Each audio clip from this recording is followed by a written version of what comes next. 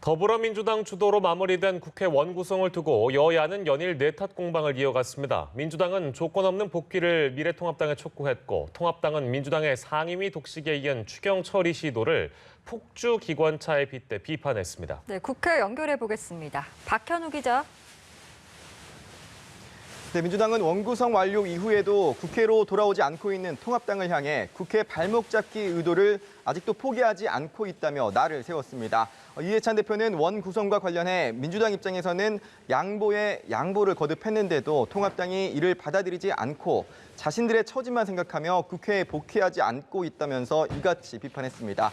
그러면서 달이 바뀌어 곧 7월 임시국회가 열리게 될 예정인 만큼 통합당은 지금이라도 국회에 복귀해 성실한 자세로 임해야 한다고 강조했습니다. 반면 통합당은 민주당의 단독 원구성을 과거 추미애 법무부 장관의 말을 빌려 통제받지 않는 폭주 기관차에 빗대 강하게 비판했습니다.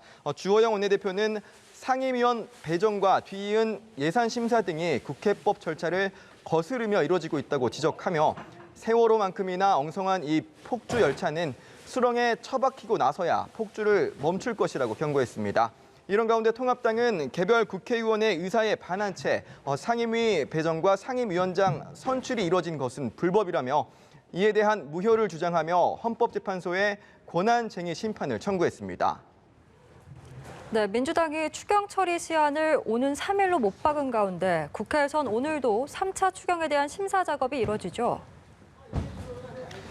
네, 추경에 대한 각 상임위별 심사에 이어 전체 회의를 열어 종합 정책 질의를 끝마친 예결특위는 오늘 오후에는 예산안 조정 소위를 열어 추경안 세부 심사에 착수합니다.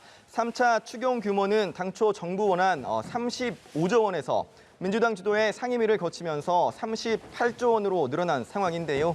오늘 예결위 조정 소위에서는 38조 규모의 예산안 중 우선 삭감할 내용은 어떤 것들이 있는지 들여다보게 됩니다.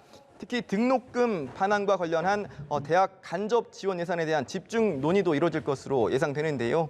이를 포함해 오늘과 내일 감액과 증액 심사를 거치게 되면 3차 추경 규모의 윤곽이 확정될 것으로 보입니다.